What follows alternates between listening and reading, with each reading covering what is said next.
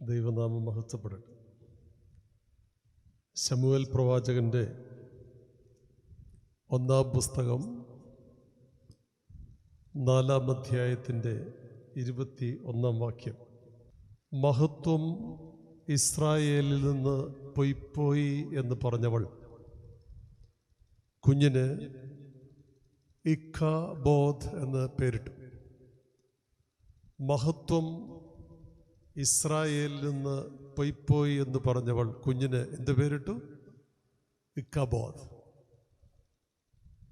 2-ാം വേദഭാഗം ശുദ്ധമുള്ള മത്തായിയുടെ സുവിശേഷം 1-ാം അധ്യായത്തിൻ്റെ 22-ാം വാക്യം. 1-ാം അധ്യായത്തിൻ്റെ 22-ാം വാക്യം അതിപ്രകാരം വായിക്കുന്നു: കന്യക ഗർഭം ധരിച്ചൊരു മകനെ പ്രസവിക്കും, അവന് ഇമ്മാനുവേൽ എന്ന് പേര് വിളിക്കപ്പെടും. കന്യക ഗർഭം ധരിച്ചൊരു മകനെ പ്രസവിക്കും, അവന് ഇമ്മാനുവേൽ എന്ന് പേര് വിളിക്കപ്പെടും. ദൈവനാമം മഹത്വപ്പെടട്ടെ. വീണ്ടും നമുക്ക് ഒരു നിമിഷം ശിരസ്സ് നമിക്കാം. തമ്പുരാനെ, നിന്റെ പാദാന്തികത്തിങ്കൽ ഞങ്ങൾ ശിരസ്സ് നമിക്കുന്നു. അഖിലാണ്ടത്തെ ചമച്ചവൻ അവിടുന്നാകും. വീണ്ടെടുക്കുവാൻ വിണ്ണുവിട്ട് മണ്ണിലേക്ക് ഇറങ്ങിയവൻ അവിടുത്തെ ഏകജാതനാകും. അനുദിനം വഴി നടത്തുന്നത് പരിശുദ്ധ റൂഹായാകുന്നു. തിരുവചനത്തിൻ്റെ മർമ്മങ്ങളെ മനനം ചെയ്യുവാൻ ഹൃദയ കണ്ണുകളെ അവിടുന്ന് ദീപ്തമാക്കണമേ. സമസ്തവും ജീവൻ വെച്ചവൻ്റെ നാമത്തിൽ സമർപ്പിക്കുന്നു. കൃപയോടെ കേട്ട് ഉത്തരമരുളുമാറാകണമേ. ആമീൻ. ദൈവനാമം മഹത്വപ്പെടട്ടെ. എനിക്ക് ഏറ്റവും വാത്സല്യമുള്ള സ്നേഹ സന്ദേശത്തിൻ്റെ ഡയറക്ടറും സഹോദരനും വന്യനുമായ ഗീവർഗീസ് റമ്പാച്ചൻ, ഈ ഇടവകയുടെ വികാരിയും എനിക്ക് സഹോദരതുല്യനും ഒരു അനുഗ്രഹീത കൺവെൻഷൻ പ്രാസംഗികനുമായിരിക്കുന്ന വന്യനായ കുര്യാക്കോസാച്ചൻ, ഈ ശുശ്രൂഷയുടെ ഭാഗമാകുന്ന ഞങ്ങളുടെ സഹോദരൻ പ്രിയ ലൂക്കോസച്ചൻ, മറ്റ് ടീം അംഗങ്ങൾ, ഈ സന്ധിയിൽ ആലയത്തിൻ്റെ നടുത്തളത്തിൽ ആത്മനിറവോടെ എനിക്ക് ചെവി തരുന്ന വിശ്വാസ സമൂഹമേ, പ്രത്യേകിച്ച് എൻ്റെ കുഞ്ഞുങ്ങൾ, ഇന്ന് പലയിടങ്ങളിലും നഷ്ടപ്പെടുന്ന മുഖങ്ങളാണ് ഈ നിഷ്കളങ്ക മുഖങ്ങൾ. ദേവാലയങ്ങളിൽ ചെല്ലുമ്പോൾ പ്രമുഖ കൺവെൻഷനുകളൊക്കെ കുഞ്ഞുങ്ങളുടെ കാണാനായിട്ട് കഴിയുന്നില്ല. അതുകൊണ്ട് അച്ഛൻ പറഞ്ഞത് നിങ്ങളെ ഒന്ന് കാണത്തക്ക രീതിയിൽ ഇരിക്കണമെന്ന് പറഞ്ഞു. വലിയൊരു ശുശ്രൂഷയുടെ ഭാഗമാകുകയാണ്. സാധാരണ കൺവെൻഷൻ യോഗങ്ങളിലെ പോലെ ദീർഘമായൊരു പ്രസംഗം ഇപ്പോൾ 7:30 കഴിഞ്ഞു, ഇനി എപ്പോൾ തീരുമെന്നുള്ള ആശങ്ക വേണം. ഈ അനുഗ്രഹീത ശുശ്രൂഷ പ്രസംഗത്തിൽ മാത്രമല്ല, നിങ്ങൾ ശ്രദ്ധിച്ചു കാണും. ഇവിടെ നിർവഹിക്കപ്പെടുന്ന ഓരോ നിമിഷങ്ങളും നമ്മുടെ ഹൃദയങ്ങളെ ദൈവസന്നിധിയിലേക്ക് ഉയർത്തുന്നതാണ്. അത് ഗാനങ്ങളായാലും തിരുവചന ധ്യാനങ്ങളാണെങ്കിലും സമർപ്പണ പ്രാർത്ഥനകളാണെങ്കിലും ഒക്കെ അത് കേവലം യാന്ത്രികമായി നടത്തുന്നൊരു ശുശ്രൂഷയല്ല. അവിടെയൊക്കെ നിങ്ങൾക്ക് ആ വരികൾക്കിടയിലൂടെ, ശബ്ദങ്ങൾക്കിടയിലൂടെ ഒരു മനോഹര ശബ്ദത്തിൻ്റെ മറ്റുള്ളി കേൾക്കാം. അത് മറ്റാരുടെയുമല്ല, ഒസ്താത്യോസ് തിരുമേനിയുടെ. ഒസ്താത്യോസ് തിരുമേനിയുടെ ഒരു അനുഗ്രഹീതമായ ആത്മാവ് ഉൾക്കൊണ്ട ശുശ്രൂഷയാണ്. പ്രത്യേകിച്ച് ഞാൻ ബഹുമാനപ്പെട്ട റമ്പാച്ചനെ എപ്പോഴും വിശേഷിപ്പിക്കും. ഒസ്താത്യോസിനോട് ഒരു മാനസപുത്രനായിരുന്നു. വളരെ ചെറിയ പ്രായത്തിൽ തന്നെ സമർപ്പിതനായി, പ്രത്യേകിച്ച് ഈ ശുശ്രൂഷയുടെ ഉത്തരവാദിത്വം ഏറ്റെടുക്കുമ്പോൾ കേരളത്തിലുടനീളമല്ല, ഭാരതത്തിലുടനീളം, വിദേശങ്ങളിൽ പോലും അനുഗ്രഹകരമായ ശുശ്രൂഷ. പ്രിയ കുര്യാക്കോസിനൊക്കെ ഇതിൻ്റെ ഭാഗമാണ്. വളരെ അനുഗ്രഹീതമായി നിർവഹിക്കുന്നൊരു ശുശ്രൂഷയാണ്. അതുകൊണ്ട് തന്നെ കൺവെൻഷൻ്റെ ദൈർഘ്യം കൂടുതലില്ല. വീണ്ടും സമർപ്പണ പ്രാർത്ഥനകളും ശുശ്രൂഷകളും ഒക്കെയുണ്ട്. എന്നാൽ ഈ ശുശ്രൂഷയുടെ അവിഭാജ്യ ഘടകമാണ് വചന മനനവും വചന ശുശ്രൂഷയും എന്ന് ഓർക്കുവാൻ കൊണ്ട് ഇടയാവും. ഗാനങ്ങൾ അത് കർണപുടങ്ങൾക്ക് ഇമ്പം തരുന്നതോ അല്ലെങ്കിൽ അതിനെ ആശ്വസിപ്പിക്കുന്നതോ സാന്ത്വനിപ്പിക്കുന്നതോ അല്ല. അതിനപ്പുറം ഹൃദയത്തിലേക്ക് നമ്മെ കൊണ്ടുവന്ന് ഹൃദയങ്ങളെ രൂപാന്തരപ്പെടുത്തുന്നതാണെന്ന് ഈ ഗാനങ്ങളിലൂടെ, അനുതാപ കീർത്തനങ്ങളിലൂടെയൊക്കെ കേൾക്കുവാൻ കണ്ണിടയായി. തീർച്ചയായിട്ടും ഈ ശുശ്രൂഷയുടെ ഒക്കെ പരമലക്ഷ്യവും അത് തന്നെയാണ്. ഇതിൻ്റെ സമാപന സന്ധ്യയാണ്, കൺവെൻഷൻ്റെ കടശി യോഗമാണ്, പെരുന്നാളിലേക്ക് നമ്മെ ഒരുക്കുന്ന ശ്രേഷ്ഠമായ ശുശ്രൂഷയാണ്. അതുകൊണ്ട് തന്നെ ഈ സന്ധ്യയിൽ ഞാൻ തിരഞ്ഞെടുത്തിരിക്കുന്നത് 2 ഭേദഭാഗമാണ്. ഞാനൊരു വാദ്യാരൂഢാണ്, ഞാൻ സ്കൂളിലെ വാദ്യാരായിരുന്നു. അപ്പം അതുകൊണ്ട് ഈ പിള്ളേരോട് എനിക്ക് ഒത്തിരി സന്തോഷമുണ്ട്. വാദ്യന്മാർ പറഞ്ഞ കേട്ടില്ലെങ്കിൽ ചെവിക്ക് കിഴുക്ക് കിട്ടില്ലേ. അപ്പം അതുകൊണ്ട് സൂക്ഷ്മതയോടെ ഇരിക്കാൻ സാധിക്കണം. തന്നെ പോലെ ചില ചോദ്യങ്ങളുടെ സാധ്യതയുണ്ട്, ഇറങ്ങിപ്പോകാനായിട്ട് ശ്രമിക്കരുത്. അവിടെ ഒരു സെക്യൂരിറ്റിയെ വെച്ചിട്ടുണ്ട് ആ സൈഡ്. ഈ ശുശ്രൂഷ എല്ലാം കഴിഞ്ഞിട്ട് ഇവിടെ ആളുകൾ ഇറങ്ങിയുള്ളൂ എന്ന് കുര്യാക്കോസ് പറഞ്ഞിട്ടുണ്ട്. എന്ന് വിചാരിച്ച് ഞങ്ങൾ നീട്ടുകയില്ല, കൃത്യതയോടെ തീർക്കും. 2 വേദഭാഗങ്ങളിലൂടെ 2 പേരുകൾ പരിചയപ്പെടുത്തുന്നുണ്ട്. ഞാൻ ആവർത്തിച്ചു വേദഭാഗങ്ങൾ വായിച്ചത് പേരുകൾ നിങ്ങളുടെ മനോമുഖരങ്ങളിൽ വരട്ടെ എന്നുള്ളത് കൊണ്ടാണ്. കുഞ്ഞുങ്ങൾക്ക് പേരുകളേറെ ഇഷ്ടമാണ്. ഒന്നാമതൊരു പേര് പറഞ്ഞു, എന്താണത്? ഇക്കാബോത്ത്. രണ്ടാമത്തെ പേര് എവർക്കേറെ ഇഷ്ടമുള്ളൊരു സാധനമാണ് ഇമ്മാനുവേൽ. ഇമ്മാനുവേൽ ഇമ്മാനുവേൽ എന്ന വാക്കിൻ്റെ അർത്ഥം എന്താണ്? വാക്കുകൾക്കും പേരുകൾക്കൊക്കെ ഒരു അർത്ഥമുണ്ട്. ഇന്നത്തെ പേരുകൾ പോലെയല്ല. ഈ പിള്ളേരുടെ പേരൊക്കെ ചോദിച്ചു കഴിഞ്ഞാൽ പിന്നെ ഞാൻ വല്ലതൊക്കെ പറയേണ്ടി വരും. അതുകൊണ്ട് അതിന് മുതിരുന്നില്ല.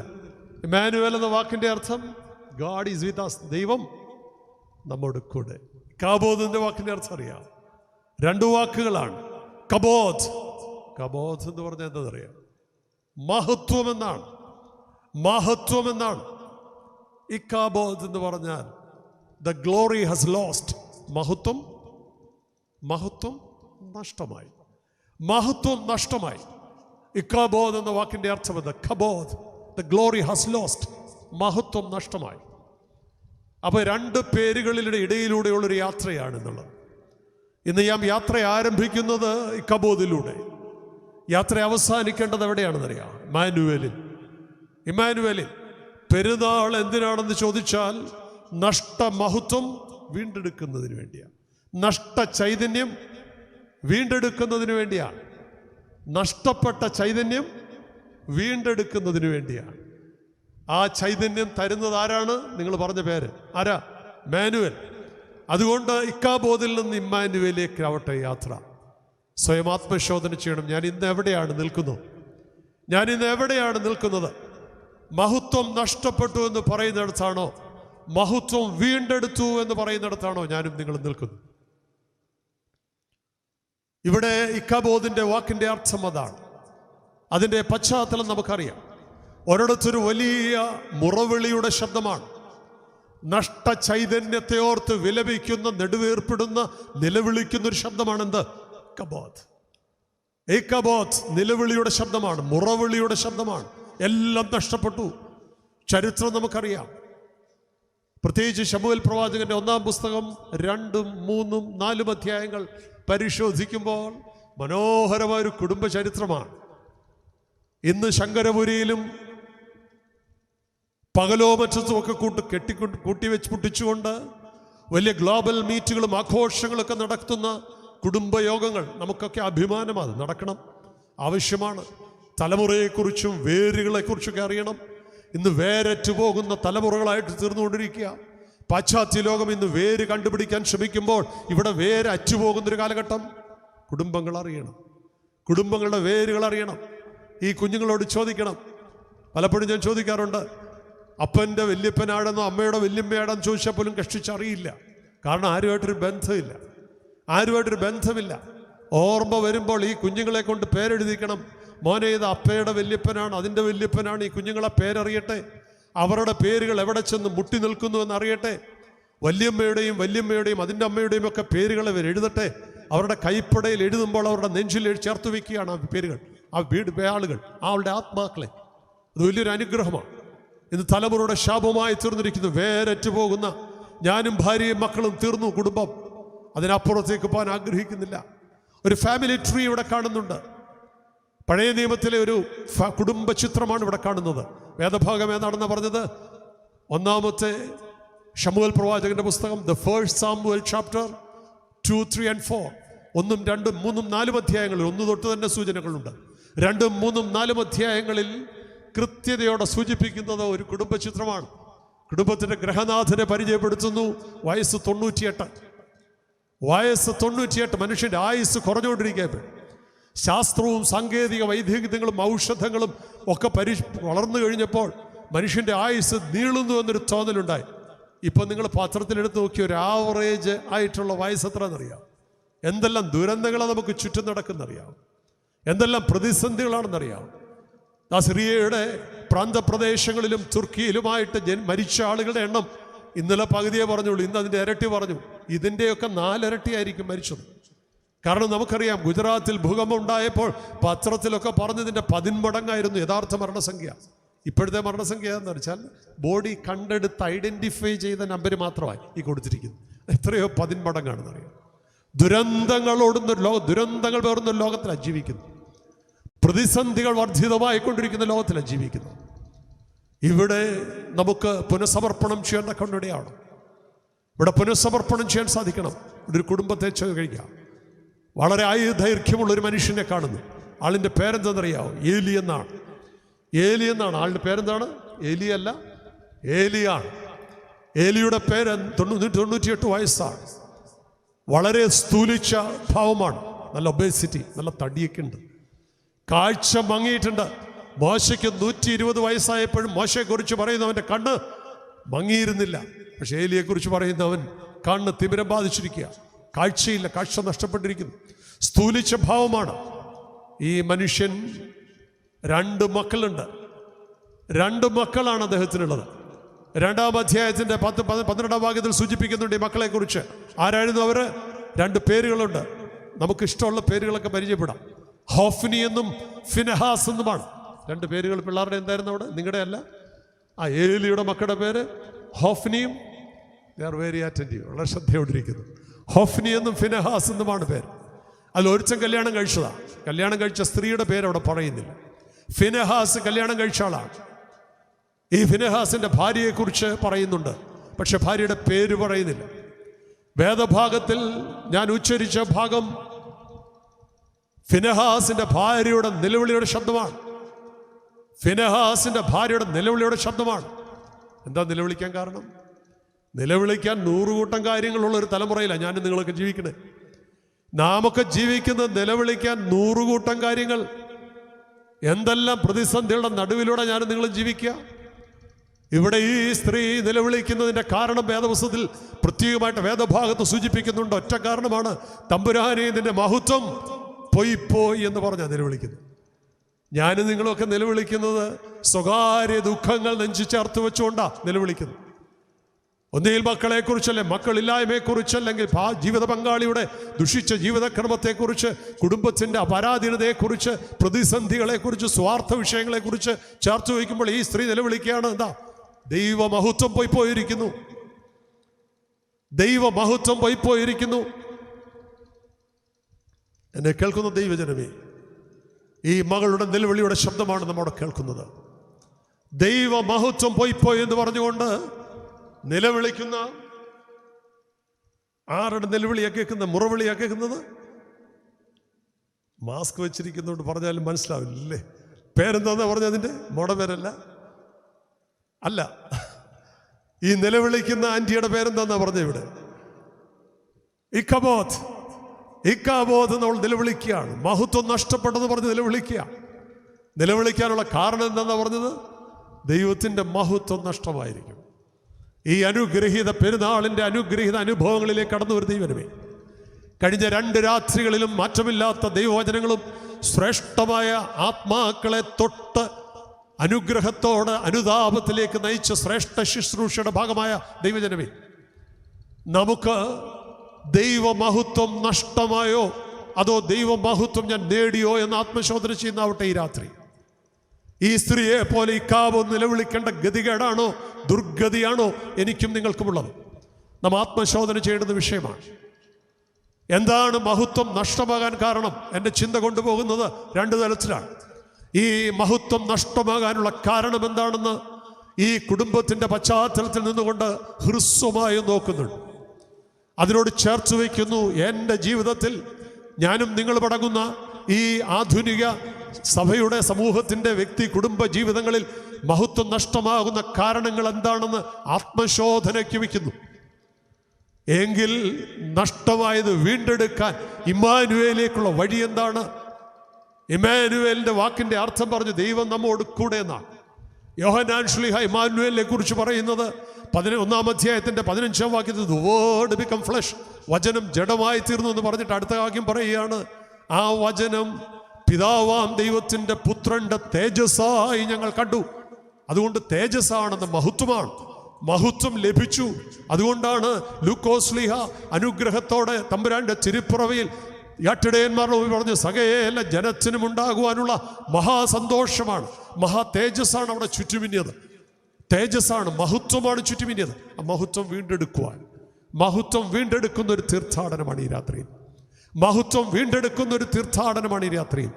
ഈ തീർത്ഥാടക സമൂഹത്തിൽ പങ്കാളികളാകാൻ സാധിക്കുമോ? മഹത്വം നഷ്ടമാകാൻ എന്താ കാരണം? തേജസ് നഷ്ടമാകാൻ എന്താ കാരണം? ഈ ഇസ്രായേലിന്റെ ചരിത്രം നാം പരിശോധിക്കുമ്പോൾ കാണുന്നുണ്ട്. ഏലിയുടെ കുടുംബ ചരിത്രം പരിശോധിക്കുമ്പോൾ നമ്മൾ കാണുന്നുണ്ട്. അനുഗ്രഹീത ശുശ്രൂഷയ്ക്കായിട്ട് വിളിച്ചു വാർദ്ധരിക്കപ്പെട്ട ഒരു കുടുംബം. നമ്മളൊക്കെ അങ്ങനെയുള്ള ആളുകളല്ലേ? നമ്മളൊക്കെ അങ്ങനെയുള്ള ആളുകളല്ലേ? പത്രോസ് ശ്ലീഹ പറയുന്നുണ്ട്, രാജകീയ പുരോഹിത വർഗമാണ്, തെരഞ്ഞെടുക്കപ്പെട്ട ജാതിയാണ്, രാജകീയ പുരോഹിത വർഗമാണ്, വിശുദ്ധ വംശമാണ്, സ്വന്തം ജനമാണ്. ഇല്ലേ? എന്തൊരു തമ്പുരാനെ, എത്ര മഹത്തരമായ പദവിയാ, എത്ര വലിയ പദവിയാ ദൈവം തന്നിരിക്കുന്നത്, ഇല്ലേ? Are we aware of it? ഞാനും നിങ്ങൾക്കും അതേക്കുറിച്ചുള്ള ബോധ്യമുണ്ട്. ഇത് പ്രസക്തമായ ചോദ്യം.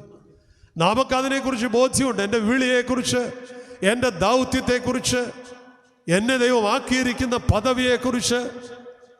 6 മാസം കഴിയും, 56 കഴിയുമ്പോൾ കൈവെള്ളയിൽ കടുത്തുകൊണ്ട് വെള്ള തുണിയിൽ പൊതിഞ്ഞുകൊണ്ട് സാത്താനെ ഉപേക്ഷിച്ച് മശിഹായെ രക്ഷിതാവായിട്ട് സ്വീകരിച്ചു എന്നൊക്കെ പറഞ്ഞ് മാമോദീസ ഏറ്റതല്ലേ?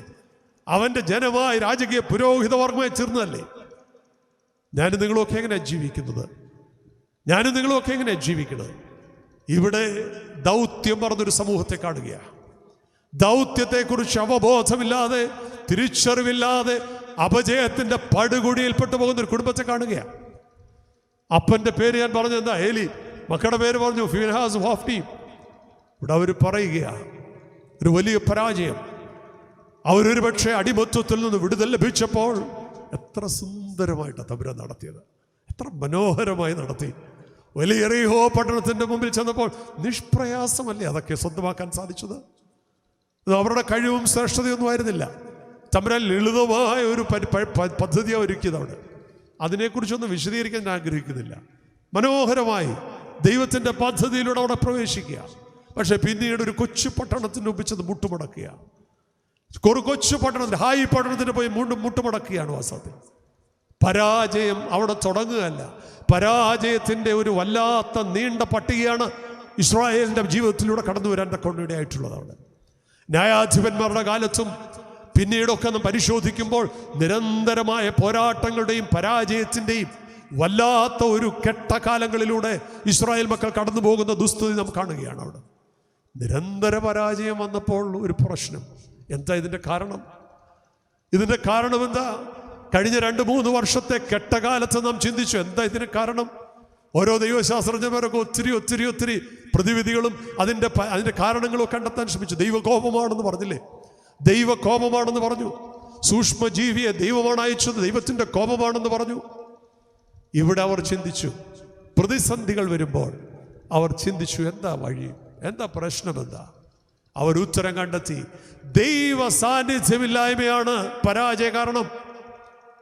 മഹത്വം നഷ്ടപ്പെടാനുള്ള കാരണം ഒന്നാമത് അവർ കണ്ടെത്തി, അടിവരയിടുന്നു. എന്താണ്? ദൈവ സാന്നിധ്യം നഷ്ടപ്പെട്ടിരിക്കുന്നു. ദൈവ സാന്നിധ്യം നഷ്ടപ്പെടുന്നതാണ് പരീക്ഷയിലൊക്കെ തോറ്റുപോകുന്നതിൻ്റെ കാരണം. അതാ പഠിക്കാത്തതാണോ? അല്ല. പള്ളിക്കൂടത്തിൽ പോഞ്ഞിട്ടാണോ? അല്ല. പ്രാർത്ഥനയുടെ കുറവ് കൊണ്ട് പരാജയം ഉണ്ടാവും. പ്രാർത്ഥനയുടെ കുറവ് കൊണ്ട് പരാജയം ഉണ്ടാവും. ദൈവത്തെ മറന്ന പരാജയം ഉണ്ടാവും. ദൈവത്തെ മാറ്റി നിർത്തിക്കൊണ്ടുള്ള ഓട്ടം പരക്കം പാച്ചിലുണ്ടല്ലോ, എങ്ങും എത്തുകയില്ല.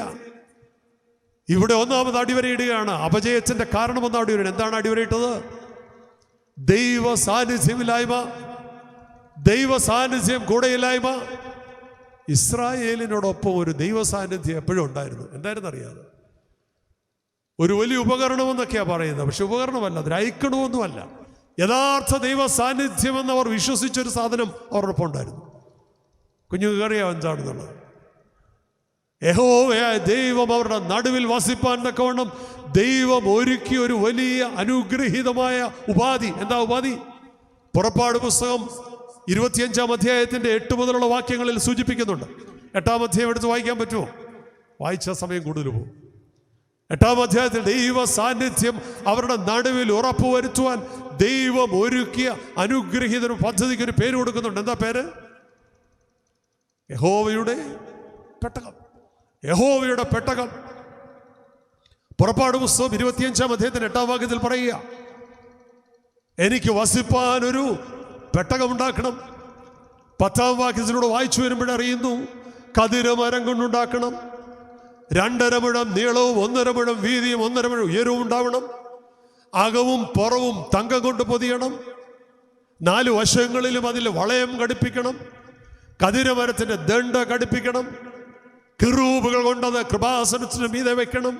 ഇത്ര സുന്ദരമായി ദൈവം ഒരുക്കുന്ന, തൻ്റെ വാസത്തിനൊരുക്കുന്ന ആലയങ്ങളൊക്കെ മനോഹരമാക്കുവാൻ ശ്രമിക്കുമ്പോൾ ചില കോണുകളിൽ നിന്നൊക്കെ വിമർശനമുണ്ടാകും. എന്തിനിത്?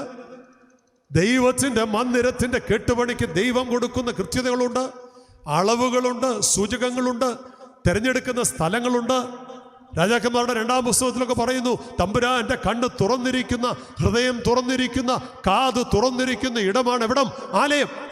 യെരൂശലേം ദേവാലയത്തിലേക്കുള്ള വർണ്ണനകളുടെ ഭാഗത്ത് പറയുക. അപ്പൊ ഇവിടെ ദൈവത്തിന്റെ വാസമായിട്ട് അനുഗ്രഹത്തോടെ ദൈവം തെരഞ്ഞെടുത്ത് വസിപ്പാൻ ഒരുക്കിയ ഇടമാണെന്ത്? എന്താണ് ആ ഇടമെന്ന് പറഞ്ഞത്? ഞാൻ കണ്ണെടുത്തപ്പോഴത്തേക്ക് മാറി തുടങ്ങി. ആ ഇടത്തിന്റെ പേരെന്താന്നാ പറഞ്ഞത്? പെട്ടകം. യഹോവയുടെ നിയമപെട്ടകം.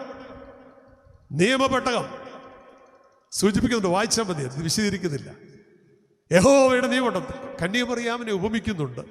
പിതാക്കന്മാർ കന്യാമറിയാമിനെ ഉപമിച്ച് എന്തിനോടാണെന്നറിയാം? നിയമപെട്ടകത്തോട്. എന്തിനാ കാരണം എന്നറിയാം?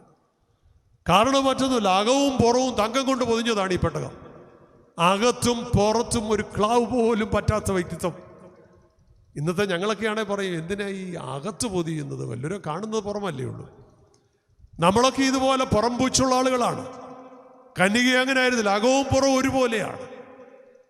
അകവും പുറവും ഒരുപോലെയാണ്. ഏച്ചുവെപ്പില്ല, ക്ലാവില്ല, മായവില്ല, ഒന്നുമില്ല.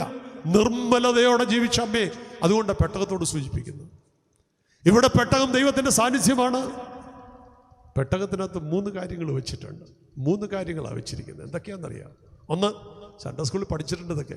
ഒന്ന്, യഹോവയായ ദൈവം മോശയിലൂടെ ഇസ്രായേൽ മക്കൾ നടക്കേണ്ടത് എങ്ങനെയാണ്, ആരാധിക്കേണ്ടത് എങ്ങനെയാണ്, ദൈവബന്ധം എങ്ങനെയായിരിക്കണം, സഹോദര ബന്ധം എങ്ങനെയായിരിക്കണം, സാമൂഹിക പ്രതിബദ്ധത എന്തായിരിക്കണം, അവന് സമൂഹത്തോടുള്ള പ്രതിബദ്ധത എന്തായിരിക്കണം, ഇതൊക്കെ സവിസ്തരമായി പ്രതിപാദിക്കുന്ന കൽപ്പനകൾ 10.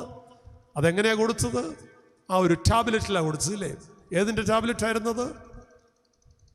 തോഷിബയുടെ ആയിരുന്നു, അതോ LGയുടെ ആയിരുന്നു?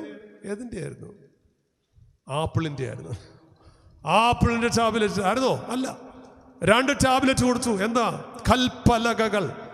ഈ കൽപ്പലകയ്ക്ക് ഇംഗ്ലീഷ് പറയുന്ന ടാബ്ലറ്റ് എന്ന്. ഇപ്പോഴാണ് നമ്മൾ ആപ്പിളിൻ്റെ ഒക്കെ ടാബ്ലറ്റ്. 2 കൽപ്പലകൾ കൊടുത്തു. ഇതതിനകത്ത് വെക്കണം, ഇതതിനകത്ത് വെക്കണം. തമ്പുരാൻ തിരുവായ മൊഴി ജാരം ചെയ്ത കാരണം. അപ്പോൾ അവൻ്റെ വായാണത്, കൽപ്പന അവൻ്റെ വായാണ്. 2, മരുഭൂമിയിലൂടെ ജനം തകർന്ന് നശിച്ചു പോകുമ്പോൾ പട്ടിണി കിടന്ന് മരിക്കാതിരിക്കാൻ അവർക്ക് അന്നത്തെ ഭക്ഷണം കൊടുത്തു. എന്താ അത്? തമ്പുരാന്റെ തിരുശരക്തങ്ങളുടെ മുൻകുറിയായിട്ട് കൊടുത്തത് എന്തായിരുന്നു? കുബൂസായിരുന്നു, ചപ്പാത്തിയായിരുന്നു, നാനായിരുന്നു. പിന്നെ എന്നാന്ന് പറയുന്ന മന്നായിട്ട് വെച്ച ചെപ്പ് അതിനകത്ത് സൂക്ഷിക്കുന്നു. മന്നായിട്ട് വെച്ച ചെപ്പതിൽ സൂക്ഷിക്കുന്നു.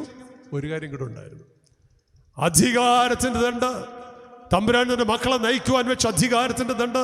എന്താ അത്?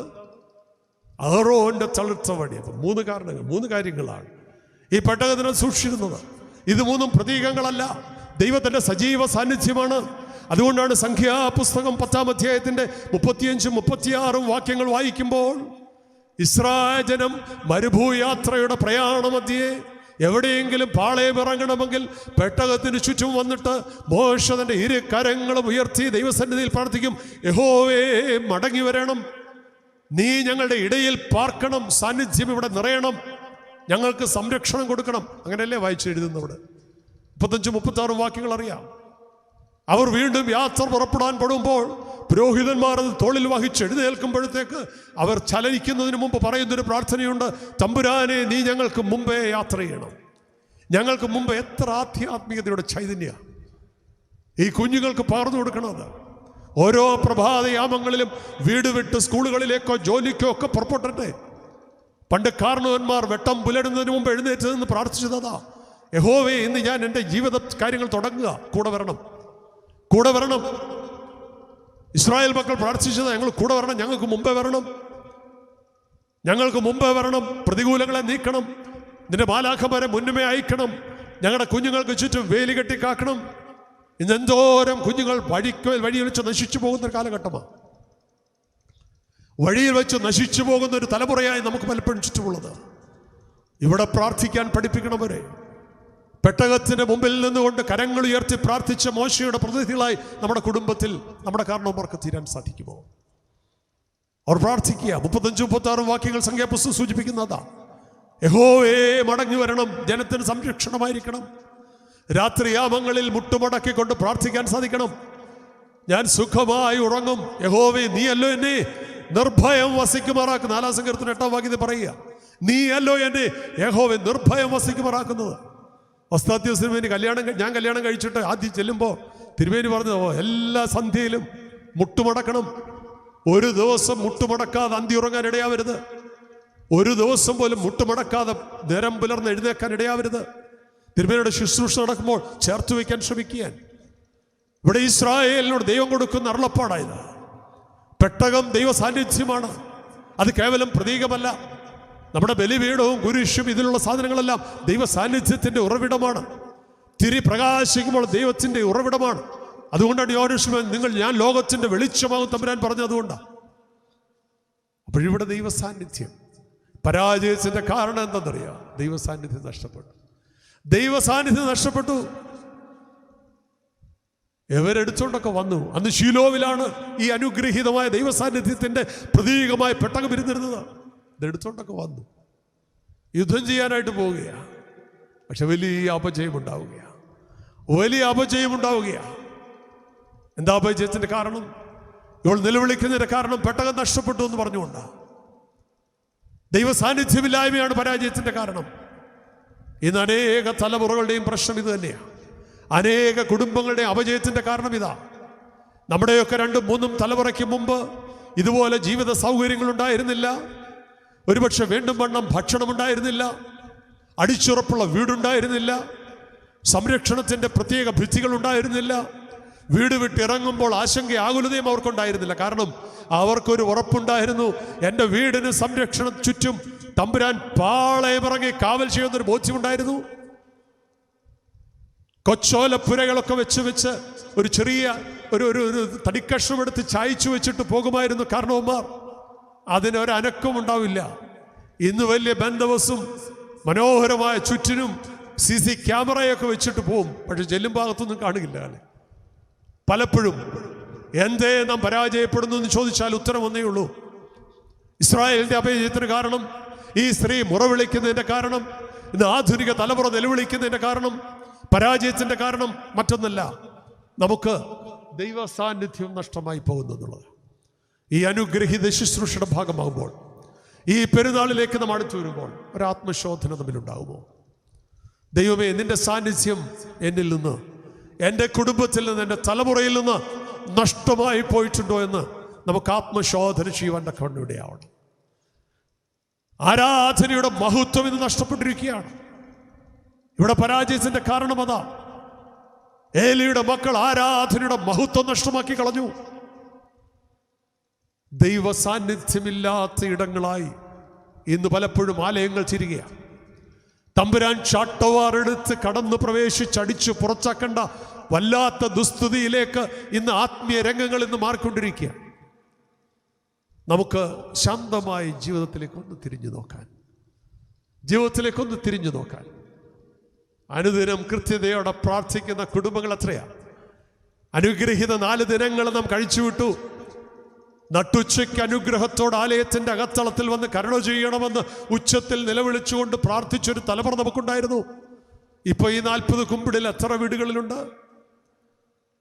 സത്യ അനുതാപത്തോടെ പ്രാർത്ഥിക്കുന്ന ഈ 3 നോമ്പ് നോറ്റുവെന്ന് ആത്മനിറവോടെ പറയാൻ, ചങ്കത്ത് കൈവച്ച് പറയാൻ, പൂർണ്ണമായ അർത്ഥത്തിൽ ഭക്ഷണപാനീയങ്ങൾ വർജിക്കേണ്ടത് വർജിച്ചും പ്രാർത്ഥനയുടെ അനുഗ്രഹീതമായ മുറകൾ കൃത്യതയോടെ പൂർത്തീകരിച്ചും തമ്പുരാന്റെ സന്നിധിയിൽ മുട്ടുമടക്കിയും അനുതാപത്തോടെ അതിൻ്റെ പൂർണ്ണതയിൽ 3 ദിനങ്ങൾ ആചരിച്ച് 4-ാം ദിനം തമ്പുരാന്റെ തിരുശക്തങ്ങൾ സത്യ അനുതാപത്തോടെ ആത്മശോധനയോടെ അനുഭവിച്ചെന്ന് പറയാൻ കഴിയുന്ന എത്ര പേർ? ഇങ്ങനെയുള്ള ആളുകളുടെ എണ്ണം കുറയുക. ഇങ്ങനെയുള്ള ആളുകളുടെ എണ്ണം കുറയുക. നാം മഹത്വം നഷ്ടപ്പെടുത്തുകയാണ്. ഈ മുറവിളി നമ്മുടെയൊക്കെ കുടുംബങ്ങളുടെ മുറവിളിയായിട്ട് ഇന്ന് തീരുകയാണ്. മഹത്വം നഷ്ടപ്പെട്ടു എന്ന് ഇക്കാബോധ് നിലവിളിച്ചെങ്കിൽ അത് കേവലം ഏലി കുടുംബത്തിൻ്റെ നിലവിളിയല്ല, ഇന്ന് ആധുനിക ഇസ്രായേലിൻ്റെ ഈ അനേക കുടുംബങ്ങളുടെ നിലവിളിയായിട്ട് തീർന്നുകൊണ്ടിരിക്കുക. എല്ലായിടങ്ങളിലും കോവിഡാനന്തര കാലത്തിൻ്റെ വല്ലാത്ത ദുസ്ഥിതി ഇതാണ്. എത്രയോ ആളുകൾ ആരാധനയിൽ നിന്ന് അകന്നുപോയിക്കൊണ്ടിരിക്കുന്നു, ആത്മീയതയിൽ നിന്ന് അകന്നുപോയിക്കൊണ്ടിരിക്കുന്നു. നാളെ കഴിഞ്ഞൊരു പക്ഷേ ഇവിടെ പ്രദക്ഷിണമോ റാസ്യോ നടത്തുമ്പോൾ ബോയിമ്പോ വിളിക്കാൻ എന്തോ ഒരു ജനാവലിയായിരിക്കും എന്നറിയാം. എല്ലാ ആളുകളും ഇറങ്ങിച്ചിരിക്കും. ആരാധനയുടെ മഹത്വം നഷ്ടപ്പെടുന്ന ഒരു തലമുറ നമ്മുടെ അപജയമായിട്ട് നമുക്ക് കാണാൻ സാധിക്കുമോ? ആരാധനയുടെ മഹത്വം നഷ്ടപ്പെടുന്ന തലമുറയുടെ ഭാഗമായി ഞാൻ നിങ്ങളും തീരുമ്പോൾ നമുക്കൊന്നും മടങ്ങി വരുവാൻ, ഇസ്രായേൽ കന്യകയെ മടങ്ങി വരിക എന്ന പ്രവാചകന്റെ ശബ്ദത്തിന് കാതോർക്കാൻ തക്കവണ്ണം ഇടയാകുമോ? ഒരു മടങ്ങി വരവ് അനിവാര്യമായിരിക്കുന്ന ഒരു കാലഘട്ടത്തിലാണ്. ആരാധനയുടെ മഹത്വം വീണ്ടെടുക്കുവാൻ, ദൈവ തേജസ് വീണ്ടെടുക്കുവാൻ, ദൈവം എന്നെക്കുറിച്ചും നിങ്ങളെക്കുറിച്ചും കൽപ്പിച്ചാക്കിയിരിക്കുന്ന പദ്ധതിയുടെ പൂർണ്ണതയ്ക്കായി, ഒരു പുനഃസമർപ്പണത്തിനായി സന്ധികളായി ഈ സ്നേഹ സന്ദേശത്തിൻ്റെ ശുശ്രൂഷകൾ പരിണമിക്കുമോ? കൺവെൻഷനൊക്കെ അതിൻ്റെ ഭാഗം മാത്രമാണ്. ഈ മഹത്വം വീണ്ടെടുക്കുവാൻ നമുക്ക് സാധിക്കുമോ? ഫിനെഹാസിന്റെ ഭാര്യ നിലവിളിച്ചു, എന്താ മഹത്വം നഷ്ടമായി എന്ന് പറഞ്ഞു. എത്ര കുടുംബങ്ങൾ എത്ര പ്രസിദ്ധിയോടെ, എത്ര പ്രതാപത്തോടെ, സമ്പന്നത കൊണ്ടും ആധ്യാത്മികതയുടെ ശ്രേഷ്ഠത കൊണ്ടും സമ്പന്നത കൊണ്ടുമൊക്കെ ഉജ്ജ്വലമായി നിന്ന് കുടുംബങ്ങൾ എന്താ ഇന്ന് പെട്ടുപോകുന്നു, പട്ടുപോകുന്നു എന്ന് ചോദിച്ചാൽ ഉത്തരവൊന്നേയുള്ളൂ. തമ്പുരാന്റെ അനുഗ്രഹീതമായ വംശാവലിയെക്കുറിച്ച് സൂചിപ്പിക്കുമ്പോൾ 14 തലമുറകൾ വീതം എണ്ണുകയാണ്. അനുഗ്രഹത്തോടെ ദൈവത്തിൻ്റെ ശബ്ദത്തിന് കാതോർത്തൊരു തലമുറ അടിവെച്ചുയർന്നപ്പോൾ, ദൈവത്തിൽ നിന്ന് അകന്നുപോയപ്പോൾ അവരെ പ്രവാസത്തിലേക്ക് പോയി അടിമത്വം അനുഭവിക്കേണ്ട ഒരു തലമുറയുടെ പതനമോടെ സംഭവിക്കുക. അടിമത്വത്തിൽ ദൈവസാന്നിധ്യം നഷ്ടപ്പെട്ടു എന്ന് നിലവിളിക്കുന്നുണ്ട്. സങ്കീർത്തനക്കാരൻ പറയുന്നു, ഞാൻ അന്യദേശത്ത് നിന്റെ കീർത്തനങ്ങൾ എങ്ങനെ പാടും? അവർ നിലവിളിച്ചു, ദൈവസന്നിധിയിൽ മുട്ടുമടക്കി, യഹോവേ നിന്നെ മറന്നു പോകുന്നെങ്കിൽ എൻ്റെ നാവ് അണ്ണാക്കോടെ പറ്റിപ്പോകട്ടെ. നിന്റെ മഹത്വത്തെ ഞാൻ കാണാതെ പോയാൽ എൻ്റെ വലങ്കയ്യനെ മറന്നു പോകട്ടെ എന്നൊക്കെ സങ്കീർത്തനക്കാരൻ കണ്ണുനീരോടെ പ്രാർത്ഥിക്കുന്നത് സങ്കീർത്തനം വായിക്കുന്നുണ്ട്. ഈ സങ്കീർത്തനക്കാരനും അവർ നിലവിളിച്ചപ്പോൾ ദൈവം അവരെ വീണ്ടും മടക്കിക്കൊണ്ടുവരിക, മഹത്വം അവരെ വീണ്ടും അണിയിക്കുക. എവിടെ കണ്ണുനീരോടെ നിലവിളിക്കുന്നോ അവിടെ മഹത്വം വീണ്ടെടുക്കുന്ന മനോഹര ചിത്രം കാണാൻ സാധിക്കും. അതുകൊണ്ട് നമുക്ക് അനിവാര്യമായിരിക്കുന്ന ഘടകമാണ് ഈ തേജസ് വീണ്ടെടുക്കുവാൻ, മഹത്വം വീണ്ടെടുക്കുവാൻ. ഇവിടെ ഇസ്രായേലിൻ്റെ അപജയത്തിന് കാരണം ദൈവസാന്നിധ്യം കുറിക്കുന്ന, ദൈവസാന്നിധ്യത്തിൻ്റെ പ്രതീകമായ സാക്ഷാൽ ദൈവസാന്നിധ്യമായ പെട്ടകം നഷ്ടപ്പെട്ടു പോയതാണെങ്കിൽ, ഇന്ന് നമ്മിൽ നിന്ന് ദൈവസാന്നിധ്യം അറിഞ്ഞും അറിയാതെയും അനേക കുടുംബങ്ങളിൽ നിന്ന് ആത്മീയത അന്യമായിരിക്കുന്ന, ഇന്ന് ആഘോഷങ്ങളുണ്ട്, അനുഭവമില്ല, അനുഷ്ഠാനങ്ങളുണ്ട്, ആത്മാവില്ലാത്ത ദുസ്ഥിതിയാണ് വന്നിരിക്കുന്നത്. ആത്മാവില്ലാത്ത ദുഷ്ടതയാണ്. നമുക്ക് ആത്മീയതയുടെ അനുഗ്രഹീത തലങ്ങളിലേക്കൊന്ന് മടങ്ങി വരുവാൻ ഈ ശുശ്രൂഷയുടെ പരമമായ ലക്ഷ്യമത, ഈ ശുശ്രൂഷയുടെ ആത്യന്തികമായ ലക്ഷ്യമത. ഇത് കേവലം 3 ദിനങ്ങൾ കടന്നു വന്ന് ഗാനങ്ങൾ ആലപിച്ച് ശുശ്രൂഷകൾ നടത്തിപ്പോകുന്നതിന് വേണ്ടിയല്ല. ആത്മാക്കളെ നേടുവാൻ, നഷ്ടപ്പെട്ട ചൈതന്യം വീണ്ടെടുക്കുവാൻ, ദൈവ സാന്നിധ്യം ഒന്ന് വീണ്ടെടുക്കുവാൻ, ഈ കുഞ്ഞുങ്ങൾ തമ്പുരാന്റെ കരങ്ങളിൽ പിടിച്ചുകൊണ്ട് മകനാണ് മകളാണെന്നൊക്കെ പ്രതിജ്ഞയെടുത്ത ഇന്ന് എത്രയോ അകലങ്ങളിലാണ്. കാൾബാത്ത് എന്ന് പറയുന്ന വലിയൊരു ദൈവശാസ്ത്രജ്ഞനുണ്ട്. അദ്ദേഹം ചോദിക്കുന്നൊരു ചോദ്യമുണ്ട്, നിനക്ക് നിന്റെ ദൈവത്തോടുള്ള ബന്ധം എന്താണെന്ന് പറയാം. നീ കൃത്യമായിട്ട് ആരാണെന്ന് ഞാൻ പറയാം. ഞാനും നിങ്ങളുമൊക്കെ ദൈവത്തിൽ നിന്ന് എത്രയോ അകന്നുപോയിരിക്കുന്നു. ആധുനിക തലമുറ ആരാധന അന്യമായി പോയിരിക്കുന്നു. ആരാധനയോട് പുറംതിരിഞ്ഞു നിൽക്കുന്ന വല്ലാത്ത സമീപനം. ഈ ശുശ്രൂഷ നമ്മെ മടക്കിക്കൊണ്ടുവരാനാണ്. നഷ്ടചൈതന്യം നമുക്ക് വീണ്ടെടുക്കുവാനാണ്. ആരാധനയുടെ മഹത്വം വീണ്ടെടുക്കുവാനാണ്.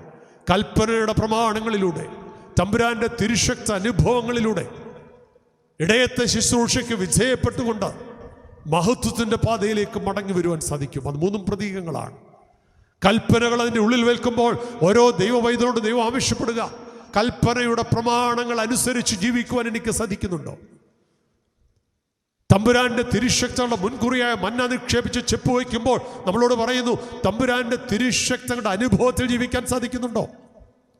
യോഹന്നാൻ ശ്ലീഹ മനോഹരമായി 15-ാം അധ്യായത്തിന്റെ 4-ാം വാക്യത്തിൽ പറയുന്നു, എന്നിൽ വസിപ്പീൻ, ഞാൻ നിങ്ങളിലും വസിക്കും.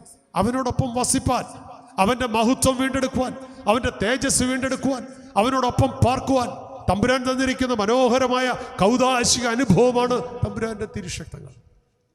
അവനോടൊപ്പം വസിപ്പാൻ, അബൈഡ് ഇൻ ക്രൈസ്റ്റ്, ക്രിസ്തുവിൽ വസിപ്പാൻ നമുക്ക് തന്നിരിക്കുന്ന മനോഹരമായ അനുഭവം. അതുകൊണ്ട് അവനോടൊപ്പം വസിച്ചുകൊണ്ട്, അവൻ്റെ കരങ്ങളിൽ പിടിച്ചുകൊണ്ട് തമ്പുരാനോടൊപ്പം വസിപ്പാൻ്റെ കോണം, തമ്പുരാന്റെ ഹിതാനുവർത്തികളായി ജീവിപ്പാൻ്റെ കോണം, യേശുദരൻ്റെ മകനായി ജീവിപ്പാൻ്റെ കോണം, ആരാധനയുടെ മഹത്വം നഷ്ടമാക്കാതെ ജീവിപ്പാൻ നമുക്ക് സാധിക്കുമോ? ഞാൻ ആ ഭാഗം വിടുകയാണ്.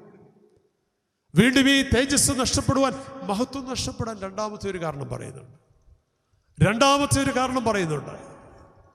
അവിടെ പറയുകയാണ്, ഏലിയുടെ മക്കളുടെ അസാൻമാർഗിക ജീവിതം. ഇസ്രായേലിന്റെ പരാജയത്തിന് അക്കമിട്ട് 3 കാര്യങ്ങളാണ് പറയുന്നത്. ഒന്ന് പറയുന്നു, അവർ അന്യദൈവങ്ങളെ ആരാധിച്ചു. 2, അസാൻമാർഗികമായി ജീവിച്ചു. ഭക്ഷണ മോഹത്തിൽ മതിമറന്നു. ഇതാ ഇസ്രായേലിന്റെ പരാജയം. ഇസ്രായേലിന്റെ ഒരു ക്രോസ് സെക്ഷൻ തന്നെ ഈ പിള്ളേരും അത് തന്നെയാണ്. അവർ അസാൻമാർഗികമായി ജീവിച്ചു എന്നാണ് പറയുന്നത്. ഇവർക്കൊരു സർട്ടിഫിക്കറ്റ് കൊടുക്കുന്നുണ്ട്. സ്കൂളിൽ പോകുമ്പം 10ഉം 12ഉം ഒക്കെ ക്ലാസ് കഴിയുമ്പോൾ ഒരു സർട്ടിഫിക്കറ്റ് കിട്ടും. ഈ സ്കൂളിലെ ഹെഡ് മാസ്റ്റർ ഒപ്പിട്ട് കൊടുക്കുന്ന സർട്ടിഫിക്കറ്റ് കൊടുക്കുന്ന പേരെന്താണെന്നറിയാമോ? എന്താണ്? TC ഒക്കെ കിട്ടുമ്പം കോണ്ടാക്ട് സർട്ടിഫിക്കറ്റ്, സ്വഭാവ സർട്ടിഫിക്കറ്റ്. സർട്ടിഫിക്കറ്റിനകത്ത് എന്താ എഴുതുന്നത്? നമ്മുടെ ഹെഡ് മാസ്റ്റർമാർക്കും പ്രിൻസിപ്പൽമാർക്കും ഒക്കെ ഒറ്റ വാക്കേ അറിയത്തുള്ളൂ, ഗുഡ്. എല്ലാവരും ഗുഡ് അല്ലാതെ വല്ലതും എഴുതി കൊടുത്താൽ വിവരം അറിയും. വീട്ടിൽ പോയി പറ്റണ്ടേ, കുടുംബവും പിള്ളേരും ഒക്കെ ഉള്ളതല്ലേ, അതുകൊണ്ട് അവരെഴുതി കൊടുക്കും. പക്ഷേ തിരുവചനം കൊടുക്കുന്ന സർട്ടിഫിക്കറ്റ് കൃത്യമാണ്. തിരുവചനം ഈ പിള്ളേർക്ക് ഒരു സർട്ടിഫിക്കറ്റ് കൊടുക്കുന്നുണ്ട്. 2-ാം അധ്യായം 12-ാം വാക്യത്തിൽ പറയുന്നു, 1 ശമൂവേൽ 2:12 ഈ 2 പിള്ളേർക്കും മനോഹരമായ ഒരു സർട്ടിഫിക്കറ്റ്. എന്താ സർട്ടിഫിക്കറ്റ്? അവർ നീചന്മാരും യഹോവയെ ഓർക്കാത്തവരുമായിരുന്നു. അവർ നീചന്മാരും, നമ്മളെക്കുറിച്ചല്ല, ഈ 2 പിള്ളേരെ കുറിച്ച്. ഏതൊക്കെ പിള്ളേരാത്? മറന്നുപോയി. അതല്ലയോ നമ്മുടെ വലിയ വിജയം എന്ന് പറയുന്നത്, അല്ലേ? ഫിനെഹാസ് ഹോഫ്നിയെ കുറിച്ച് പറയുകയാണ്. എന്താ പറയുന്നത്? അവർ നീചന്മാരും യഹോവയെ ഓർക്കാത്തവരുമായിരുന്നു. ഇത് അവരുടെ പ്രശ്നമാണോ? ഇന്നത്തെ തലമുറയുടെ പ്രശ്നമാണെന്ന് ഞാൻ പറഞ്ഞാൽ ആരെങ്കിലും അതിനകത്ത് മറുതലിക്കുമെന്ന് എനിക്കറിയില്ല. ഇന്ന് അനേക തലമുറയുടെ പ്രശ്നമായിരിക്കുക ഇത്. നീചന്മാരും യഹോവയെ ഓർക്കാത്തവരും. മനുഷ്യ ജീവിതത്തിന് ഇത്രയും വില കുറഞ്ഞൊരു കാലഘട്ടം ചരിത്രത്തിലുണ്ടോ? മനുഷ്യ ജീവിതത്തിന് ഇത്ര കണ്ട് വില കുറഞ്ഞ ഒരു ചരിത്രത്തിൽ ഉണ്ടായിട്ടുണ്ടോ? കാരണം എന്താ? നീചന്മാരാകുക മനുഷ്യൻ.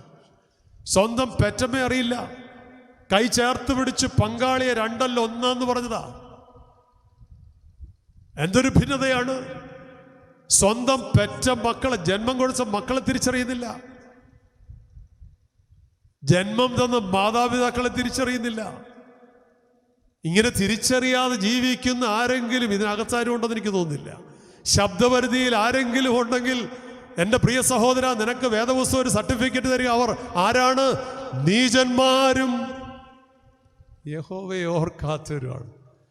നീചന്മാർ. നിന്റെ പെറ്റമ്മയെ നീ നിഷേധിക്കുന്നെങ്കിൽ, ജന്മം തന്ന അപ്പനെ നിഷേധിക്കുന്നെങ്കിൽ, നീ ജന്മം കൊടുത്ത മക്കളെ നീ നിഷേധിക്കുന്നെങ്കിൽ, പങ്കാളിയായി ചേർത്ത് നിർത്തി 2 1 പറഞ്ഞവരെ വേർപിരിക്കാൻ നീ ശ്രമിക്കുന്നെങ്കിൽ, നിന്റെ പേരാ നിനക്ക് തരുന്ന സർട്ടിഫിക്കറ്റ് എന്ത്? നീചന്മാരും യഹോവയെ ഓർക്കാത്തവരും. അസാൻമാർഗിക ജീവിതം നയിച്ചതാണ് ഇസ്രായേലിന്റെ അപജയത്തിന് കാരണം. ഇന്നത്തെ ആധുനിക തലമുറയുടെയും സമൂഹത്തിൻ്റെയും പ്രശ്നമായത്. വേദപുസ്തകം ഒരിക്കലും ആരെക്കുറിച്ചും കള്ളം പറയുന്നില്ല. തൻ്റെ സന്നിധിയിലേക്ക് ഒരു മനുഷ്യൻ ഒരുത്തനെ പരിചയപ്പെടുത്താൻ കൊണ്ടുവന്നു. ഫിലിപ്പോസാ വരുന്നത്. കൂടെ വന്ന ആൾ ആരാന്നറിയാവോ? നഥാനിയേലിനെ കണ്ടപ്പോൾ തമ്പുരാൻ പറഞ്ഞൊരു വാക്കുണ്ട്, see the true Israel have no guile. സാക്ഷാൽ ഇസ്രായേലിൻ ഇവനിൽ കപടമില്ല. അവൻ്റെ മുമ്പിൽ വന്നവനെ കുറിച്ച് പറയുക, ഇവനിൽ കപടമില്ല. എന്നെ നിങ്ങളെ ആരെങ്കിലും പരിചയപ്പെടുത്താൻ കൊണ്ടുപോയാൽ തമ്പുരാൻ പറയുന്ന വാക്ക് ഏതാണെന്ന് ബ്രാക്കറ്റിലിടുക. എല്ലാവർക്കും കൃത്യമായിട്ട് അറിയാം തമ്പുരാൻ പറയാൻ സാധ്യതയുള്ളത്. കാരണം അവൻ അകവും പുറമൊക്കെ ഒരുപോലെ കാണുന്ന, ഈ പുറംപൂച്ചൊന്നും അല്ല അവൻ കാണുന്ന, അവനെല്ലാം ഒരുപോലെ കാണുന്ന. നിങ്ങളുടെ മുമ്പിൽ ഈ വേഷത്തിൽ നിൽക്കുന്നതല്ല തമ്പുരാൻ കാണുന്നത്. നിന്നെ ആയിരിക്കുന്ന അവസ്ഥയിൽ 139 സങ്കീർത്തനത്തിൽ സങ്കീർത്തനക്കാരൻ വിലപിക്കുന്ന, അയ്യോ യഹോവേ, നീ എന്നെ ശോധന ചെയ്ത് അറിഞ്ഞിരിക്കുന്നു. ഞാൻ ഇരിക്കുന്നതും എഴുന്നേൽക്കുന്നതും അറിയുന്നു. എൻ്റെ നടപ്പും കിടപ്പും നീ ശോധന ചെയ്യുന്നു. നീ അറിയാതെ ഒരു വാക്കുപോലും എൻ്റെ നാവിൻ തോപ്പിലില്ല. കാരണം 13-ാം വാക്യത്തിൽ പറയുന്നു, അമ്മയുടെ ഉദരത്തിൽ എന്നെ മെടഞ്ഞത് നീയാ. എന്നെ അമ്മയുടെ ഉദരത്തിൽ മെടഞ്ഞത് നീയാ. ഈ പ്രപഞ്ചത്തിലേക്ക് ആക്കിയത് നീയാ. തമ്പുരാന്റെ മുമ്പിൽ ഒന്നുമില്ല.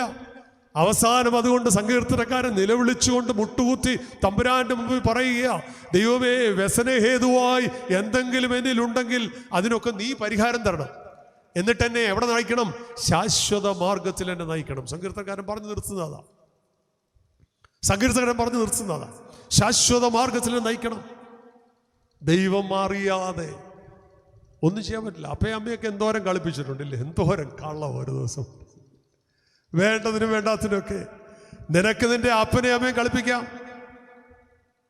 നിനക്ക് നിന്റെ ജീവിത പങ്കാളിയോട് അവിശ്വസത കാട്ടാം. സഭാപിതാക്കന്മാരുടെ മുമ്പിൽ എന്തോരം മറച്ചു വയ്ക്കാമില്ലേ. കുമ്പസാരത്തിനൊക്കെ മുട്ടുമടക്കിയിട്ട്, എൻ്റെ അച്ഛ, വലിയ പാപമൊന്നും ഞാൻ ചെയ്തിട്ടില്ല, എത്ര സുന്ദരമായിട്ടാണല്ലേ. സുരേഷ് ഗോപി പറയുന്നത്, ദേ വന്നു ദാ പോയി, കുമ്പസാരം കഴിഞ്ഞു. ഹൃദയങ്ങളെ അറിയുന്നൊരു ദൈവം. ബഹുമാനപ്പെട്ട അച്ഛൻ പ്രാർത്ഥന പറഞ്ഞല്ലോ, ഗീതങ്ങൾക്കിടയിൽ സൂചിപ്പിച്ചല്ലോ. അദ്ദേഹം പറഞ്ഞു, അത് കൺവെൻഷനാണത്, കേവലം പാട്ട് മാത്രമല്ല. രാത്രിയുടെ ഏകാന്ത നിമിഷങ്ങളിൽ ബേൽസസറിന്റെ കൊട്ടാരത്തിന്റെ ഭിത്തിയിൽ കരങ്ങളിൽ എഴുതപ്പെട്ടു, എന്താ? മേനെ മേനെ തേക്കേലു ഫാർസീൻ. വാക്കിന്റെ അർത്ഥം, യഹോവയായ ദൈവം തുലാസിന്റെ തട്ടിൽ നിന്നെ തൂക്കി നോക്കി. കമ്പ്യൂട്ടർ പ്രിന്റ് ഔട്ടും വന്ന എൻ്റെ റിസൾട്ട്. പണ്ടൊക്കെ പിന്നെ ഇപ്പൊ കൂടെ റിസൾട്ടും വന്നു. എന്താ റിസൾട്ട്? പ്രിന്റ് ഔട്ട് നോക്കി അല്ലേ, പരീക്ഷയുടെ റിസൾട്ട് നോക്കുന്നല്ലോ. റിസൾട്ട് കിട്ടിയപ്പോൾ എന്താ എഴുതിയിരിക്കുന്നത്? നീ നിറവുള്ളവൻ എന്നാണോ? അല്ല, കുറവുള്ളവനാ. തമ്പുരാൻ നിന്നെ തൂക്കി നോക്കുന്നവനാ. ഈ പെരുന്നാളിൽ തമ്പുരാൻ നിന്നെ തൂക്കി നോക്കുമ്പോൾ, എന്നെ കേൾക്കുന്ന ദൈവജനമേ, നീ നിറവുള്ളവനായി കാണപ്പെടുമോ, കുറവുള്ളവനായി കാണപ്പെടുമോ? എല്ലാ ദിവസവും കയറി തൂക്കി നോക്കും. വെയിറ്റ് കൂടുന്നുണ്ടോ? ഹെഡ് വെയിറ്റ് കൂടുന്നുണ്ടോ? വെയിറ്റ് കൂടുന്നുണ്ടോ നോക്കും. തൂക്കി നോക്കുന്നൊരു ദൈവം. നിന്റെ ഹൃദയങ്ങളെ തൂക്കി നോക്കുന്ന ദൈവം. നിന്റെ പ്രവർത്തികളെ തൂക്കി നോക്കുന്ന ദൈവം. നിന്റെ നടപ്പ് തൂക്കി നോക്കുന്ന ദൈവം. തമ്പുരാന്റെ ദൃഷ്ടിയിൽ ഒന്നും അഗോചരമല്ല, പകലുപോലെ വ്യക്തമാണ് അവന്റെ മുമ്പിൽ. എന്നെ കേൾക്കും ദൈവജനമേ, ഹൃദയങ്ങളെ ശോധന ചെയ്തതിൻ്റെ ദൈവത്തിൻ്റെ മുമ്പിൽ മറച്ചു വെപ്പാൻ സാധ്യമല്ല. അവന്റെ ജീവിതത്തിന്റെ ദാരുണമാന്ത്യത്തെക്കുറിച്ച് തിരുവചനം സൂചിപ്പിക്കുന്നു. ആ രാത്രിയിൽ കൽദേ രാജാവിന്റെ അന്ത്യം കുറിക്കുകയാണ്. കാരണം അതും സൂചിപ്പിക്കുന്നുണ്ട് അവിടെ. ദൈവത്തിന്റെ മഹത്വം അവൻ നഷ്ടപ്പെടുത്തി. യെരൂശലേം ദേവാലയത്തിന്റെ ബലിപീഠത്തിൽ അനുഗ്രഹത്തോടെ ആരാധനയ്ക്ക് ഉപയോഗിക്കുന്ന പൂജാപാത്രങ്ങൾ വീഞ്ഞു നുരഞ്ഞു പൊങ്ങി. ആലയത്തിന്റെ നടുത്തൊടിൽ വേശ്യകളുമൊത്ത് അവൻ രമിച്ചു.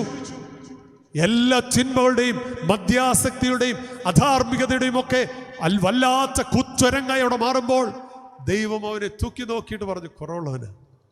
ഈ പെരുന്നാളിൽ തമ്പുരാൻ തൂക്കി നോക്കിയാലത്തെ അവസ്ഥ എന്തായിരിക്കില്ലേ? ദൈവത്തിൻ്റെ തുലാസിൽ എൻ്റെ ജീവിതാനുഭവം എന്താണെന്ന് ആത്മശോധനയെ സാധിക്കും. മഹത്വം നഷ്ടപ്പെടുന്ന അനുഭവങ്ങൾ ഉണ്ടായിട്ടുണ്ടോ? ദൈവ തേജസ് നഷ്ടമാക്കുന്ന അനുഭവങ്ങൾ ഉണ്ടായിട്ടുണ്ടോ? ധാർമ്മികത നഷ്ടപ്പെടുന്ന അനുഭവങ്ങൾ ഉണ്ടായിട്ടുണ്ടോ? തമ്പുരാന്റെ മകനായി മകളായി മന്ദിരമായി 1 കൊരിന്ത്യർ ലേഖനം 3-ാം അധ്യായത്തിന്റെ 16-ാം വാക്യത്തിൽ പറയുന്നു, you are the temple of God and God spirit dwells in U.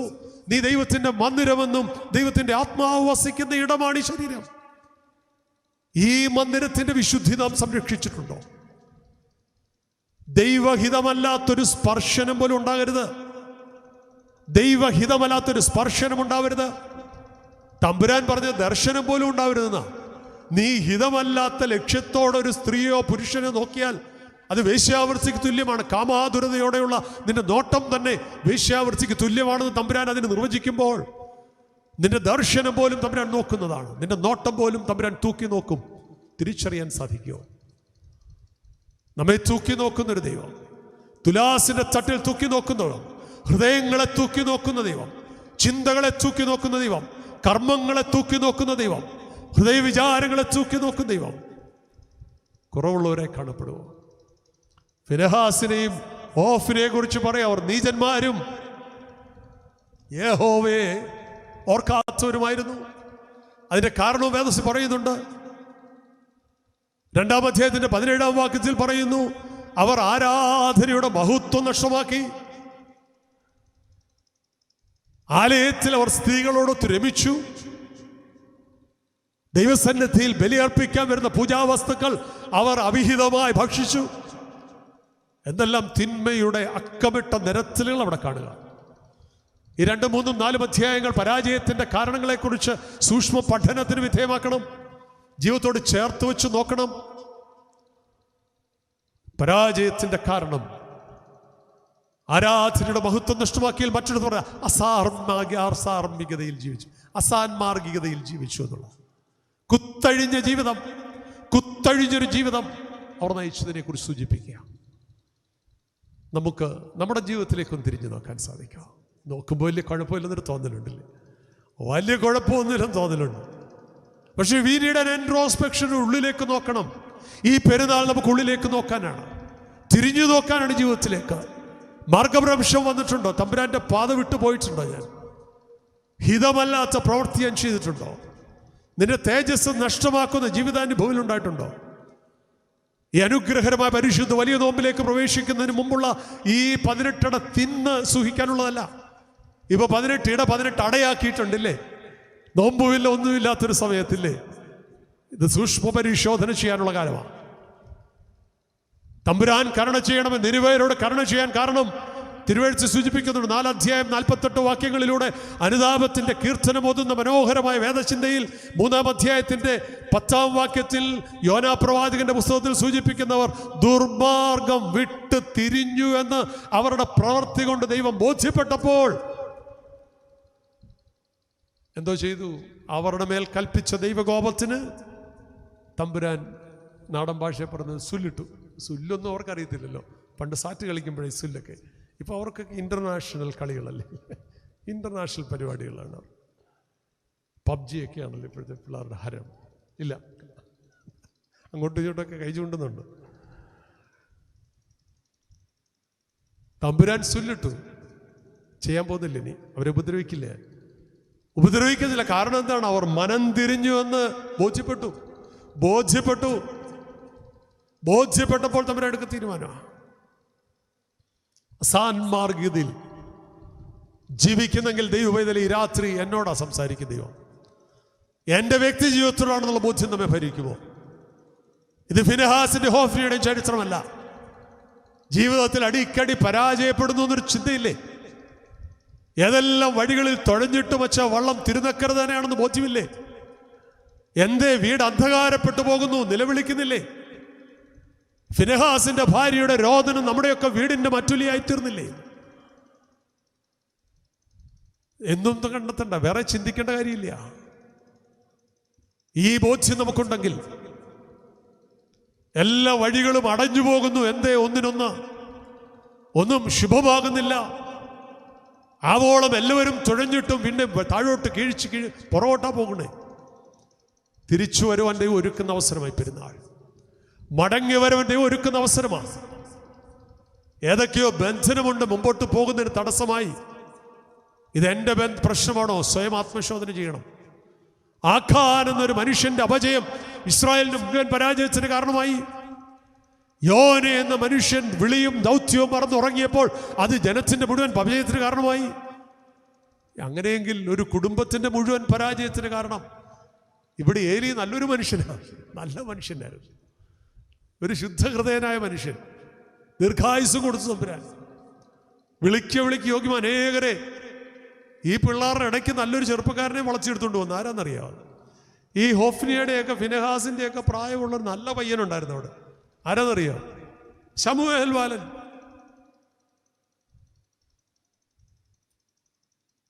സാഹചര്യങ്ങളെ ഒന്നും പഴിക്കണ്ട. നിന്നെ വിളിക്ക് യോഗ്യമായി ജീവിപ്പാൻ സാധിക്കുമോ? എന്താ പരാജയപ്പെട്ടത്? മക്കളെ നേർവഴി നടത്തിയില്ലെന്നുള്ള പ്രശ്നമാണ്. എനിക്ക് മാതാപിതാക്കളോട് പറയാനുള്ളത് ഇതാ, കൈമലർത്താൻ പറ്റില്ല. നിന്റെ ഉദരത്തിൽ വെച്ച് തന്നെ ദൈവം നിനക്ക് ഏൽപ്പിച്ചൊരു വലിയ നിധിയായത്, അത് നഷ്ടമായെങ്കിൽ ധാർമ്മിക ഉത്തരവാദിത്വം കൊണ്ട് നിങ്ങൾക്കും വിസ്മരിക്കണ്ട. കണക്ക് കൊടുക്കേണ്ടി വരും. തമ്പുരാന്റെ മുമ്പിൽ കണക്ക് കൊടുക്കേണ്ടി വരും. നീ കണ്ണുനീരൊഴുക്കേണ്ട സമയത്ത് കണ്ണുനീരൊഴുക്കാതെ, ശാസിക്കേണ്ട സമയത്ത് ശാസിക്കാതെ, തിരുത്തേണ്ട സമയത്ത് തിരുത്താതെ, ഇരുചെവി അറിയരുതെന്ന് പറഞ്ഞ് പൊത്തി വെച്ച് ഇപ്പൊ പെട്ടുപോയില്ലേ, പട്ടുപോയില്ലേ? കണക്ക് കൊടുക്കേണ്ടി വരും. തിരുത്തണം. ചെറിയ തിരിവുകളൊക്കെ തിരുത്തണം, മാറ്റണം. സൂക്ഷ്മതയോടെ നോക്കണം. നീ ഓടുന്നുണ്ട് വാരിക്കൂട്ടാൻ, അവസാനം ഓരിക്കൂട്ടി ചേർത്ത് വയ്ക്കുമ്പം നിലവിളിക്കേണ്ട ഗതികേട്, മഹത്വം നഷ്ടമായി എന്ന് പറഞ്ഞ് ഫിനെഹാസിന്റെ ഭാര്യ നിലവിളിച്ചതുപോലെ നിലവിളിക്കേണ്ട ദുർഗതി ഉണ്ടാവരുത്. കണക്ക് കൊടുക്കണമെന്നുള്ള ബോധ്യം. ഏലിയുടെ പരാജയത്തിന് കാരണം അതാ. ഇരിപ്പിടത്തിൽ നിന്ന് പുറകോട്ട് വീണ് പെടലി ഒരിഞ്ഞ് മനുഷ്യ എന്നാണ് അവിടെ പറയുന്നത്. പരാജയത്തിന്റെ കാരണം തിരുവചനത്തിന്റെ ആഴവും പരപ്പും തേടുമ്പോൾ കാണുന്നു. മക്കളുടെ വലിയ ദൗത്യമാണ് നമ്മളെ ഏൽപ്പിച്ചിരിക്കുന്നത്. വലിയ ദൗത്യമാണ്. തലമുറയെ വളർത്തുന്നത് വലിയ ദൗത്യമാണ്, വലിയ ശുശ്രൂഷയാണ്. ഇതിൽ പരാജയപ്പെട്ടു പോകാനിടയാവരുത്. എന്തെങ്കിലും അപജയം ഉണ്ടായിട്ട് തിരുത്താൻ ദൈവം തരുന്ന അവസരമാണ്. കണ്ണുനീരോടെ പ്രാർത്ഥിക്കണം. തൻ്റെ കൈവിട്ടു പോകുന്നുവെന്ന് കരുതിയപ്പോൾ ഒരമ്മ, അവളും വിധവയായിരുന്നു, അവൾ മുട്ടുകുത്തി കണ്ണുനീരൊഴുക്കി ഭക്ഷണം വെടിഞ്ഞു, നിലവിളിച്ചു. എല്ലാ അതിർവരമ്പുകളും അവൻ കടന്നു പോകുന്നുവെന്ന് തോന്നിയപ്പോൾ ഭയപ്പെട്ടവൾ. പക്ഷേ കണ്ണുനീര് പരാജയപ്പെട്ടില്ല. അവസാനം ഒരു സഭയുടെ തന്നെ വിശുദ്ധനായിട്ട് തീർന്ന സെയിന്റ് അഗസ്റ്റിനെ കുറിച്ച് ഞാൻ പറയുന്നത്. അഗസ്റ്റിന്റെ ദ കൺഫെഷൻ എന്ന് പറയുന്ന വിശ്വസാഹിത്യത്തിലെ പ്രമുഖ ഗ്രന്ഥമാണ്. തൻ്റെ ഒരു കുമ്പസാരത്തെക്കുറിച്ച് പ്രതിപാദിക്കുക. എല്ലാ അതിർവരമ്പുകളും വിട്ടുപോയി. പക്ഷെ അമ്മയുടെ കണ്ണുനീർ അവനെ മടക്കിക്കൊണ്ടുവന്നു, അനുതാപത്തിലേക്ക് മടക്കിക്കൊണ്ടുവന്നു. തലമുറകൾ നന്മയിൽ വരാൻ ഞാൻ ദീർഘിപ്പിക്കുന്നില്ല. കണ്ണുനീരോടെ പ്രാർത്ഥിക്കാൻ സാധിക്കണം. ഒറ്റ വഴിയേ ഉള്ളതിന്. ആ ഭാഗം കൂടെ പറയുമ്പോൾ ഞാൻ കൺവെൻഷൻ പ്രസംഗം തീരുക. മടങ്ങി വരാൻ ഒറ്റ വഴിയേ ഉള്ളൂ. തിരിച്ചു വരാൻ ഒറ്റ വഴിയേ ഉള്ളൂ. ഈ കണ്ണുനീര് അവസാനിപ്പിക്കാൻ ഒറ്റ വഴിയേ ഉള്ളൂ. മഹത്വം വീണ്ടെടുക്കാൻ ഒറ്റ വഴിയേ ഉള്ളൂ. ഏതാ വഴിയെന്നറിയാം? നമുക്ക് വലിയ പരിചയമില്ലാത്തൊരു വഴി. കണ്ണുനീരിൻ്റെ വഴിയാ. മഹത്വം നഷ്ടമാക്കിയത് തിരിച്ചെടുക്കാൻ ഒറ്റ വഴിയുള്ളൂ. സങ്കീർത്തനക്കാരൻ 51:17 പറയുന്നു, ഹനനയാഗം നീ ഇച്ഛിക്കുന്നില്ല, ഹോമയാഗത്തിൽ നിനക്കൊട്ട് പ്രസാദമില്ല. ദൈവമേ, നീ നിരസിക്കാത്തത് ഒന്നേയുള്ളൂ നീ അറിയുന്നു. എന്താ അത്? തകർന്നും നുറുങ്ങിയുള്ള ഹൃദയം. മഹത്വം വീണ്ടെടുക്കാൻ ഒറ്റ വഴിയുള്ളൂ. തകർന്ന ഹൃദയത്തോടെ, നുറുങ്ങിയ ഹൃദയത്തോടെ, പറ്റിപ്പോയെന്ന് പറയാൻ സോറി എന്ന് പറഞ്ഞാൽ 2 ദിവസം കൊണ്ടുള്ള പെരുന്നാളിന് ഒന്നും മുട്ടുമടക്കിയാൽ മതി. ഒന്നും മുട്ടുമടക്കാൻ സാധിക്കുമോ? തമ്പുരാന്റെ സന്നിധിയിൽ നിന്ന് മാപ്പിരക്കാൻ സാധിക്കുമോ? ഒരു മനുഷ്യൻ നിലവിളിക്കുന്നുണ്ട്. മനോഹരമായ ഒരു അനുതാപത്തിന്റെ വലിയ ധ്വനി നമുക്ക് കേൾക്കുന്നുണ്ട്. ലൂക്കോസിന്റെ സുവിശേഷം 15-ാം അധ്യായത്തിന്റെ 17-ാം വാക്യത്തിൽ പറയുന്നു, അവന് സുബോധം വന്നു. എന്നിട്ട് അവൻ വിളിച്ചു പറയുക, എന്താ സുബോധം വന്നപ്പോൾ? ഇതുവരെ ബോധമില്ലായിരുന്നു. ബോധമില്ലാതെ വന്നപ്പോഴാണ് അപ്പൻ്റെ അടിച്ചു മാറ്റിക്കൊണ്ട് പോയതും, മദ്യപിച്ച് ലക്കില്ലകാനും വിട്ട് നടന്നതും, വേശ്യാദോഷം ചെയ്തതും ഒക്കെ എപ്പോഴായിരുന്നു? സുബോധമില്ലാത്തപ്പോൾ. ഇത് രോഗാവസ്ഥയാണ്. പക്ഷെ 17-ാം വാക്യത്തിൽ സുബോധം വന്നു. ഈ പെരുന്നാൾ എന്തിനാ? സുബോധത്തിനാ. സ്നേഹ സന്ദേശം ഇത്രയും പണം മുടക്കി ഇവിടെ എന്തിനാ നടത്തുന്നത്? സുബോധം വരുത്താനായി. ദേശത്തിന് സുബോധം വരുത്താനാ. സുബോധം വന്നപ്പോൾ വിളിച്ചു പറയുക. എന്താ വിളിച്ചു പറഞ്ഞത്? അപ്പാ പാപം ചെയ്തു. ആരോട്? അപ്പൻ്റെ അടിച്ചു മാറ്റിയതേ ഉള്ളൂ. പക്ഷെ അവൻ പറഞ്ഞത് എന്താണെന്നറിയോ? നിന്നോട് മാത്രമല്ല, ആരോടുകൂടെ ചെയ്തെന്നാ പറഞ്ഞത്? സ്വർഗത്തോട്. ദൈവ പൈതലുണ്ടാവേണ്ട ബോധ്യം ഇതാ, നമ്മുടെ ബോധ്യം ഉണ്ടാവേണ്ടത് ഇതാ, ദൈവത്തോട്, സ്വർഗത്തോട് പാപം ചെയ്തെന്ന് ബോധ്യം. എത്ര പേർക്കാണ് ഉണ്ടാവാറുള്ളത്? എൻ്റെ ദൈവത്തോട് പാപം ചെയ്തുള്ള ബോധ്യം അവനുണ്ടാകുന്നത്. എത്ര മനോഹരമായിട്ടാണ് പ്രതിപാദിക്കുക. അപ്പൻ്റെ വീട്ടിലേക്ക് അവൻ മടങ്ങുക, സാഷ്ടാംഗ പ്രണാമം നടത്തുകയാണ്, നിലവിളിക്കുകയാണ്, നിന്നോടും സ്വർഗത്തോടും പാപം ചെയ്തു. ഇന്നത്തെ ആധുനിക തലമുറയുടെ പ്രശ്നം എന്താണെന്ന് വെച്ചാൽ ഒറ്റ പ്രശ്നമുള്ളൂ. അത് പോപ്ഷിനോട് പറയുന്നുണ്ട്. പോപ്ഷിനോട് ആരാന്നറിയാം? കോപ്റ്റിക് സഭയുടെ, മലങ്കര സഭയായിട്ട് ഏറെ ബന്ധമുള്ള ഓറിയന്റൽ ഓർത്തഡോക്സ് കുടുംബത്തിലെ അവിഭാജ്യമായ ഒരു ഘടകമാണ് കോപ്റ്റിക് സഭ. കോപ്റ്റിക് സഭയുടെ പരമാധ്യക്ഷനായിരുന്നു. 2 വർഷം മുമ്പ് അദ്ദേഹം കോവിഡ് കാലത്താണ് മരിച്ചത്. ജീവിച്ചിരിക്കുമ്പോൾ തന്നെ വിശുദ്ധനായിരുന്നു അദ്ദേഹം. അദ്ദേഹത്തിന് സുന്ദരമായൊരു കൃതിയുണ്ട്. ആ കൃതിയുടെ പേര് the life of repentance and purity എന്നാണ്. Life of repentance and purity എന്ന പുസ്തകത്തിൻ്റെ പേര്. അതിനകത്ത് മനോഹരമായൊരു പ്രതിപാദ്യമുണ്ട്. ആ ആധുനിക മനുഷ്യൻ്റെ തലമുറയുടെ പ്രശ്നം പാപമില്ലെന്നുള്ളതല്ല, പാപബോധമില്ല. നമ്മുടെ പ്രശ്നം അതാ.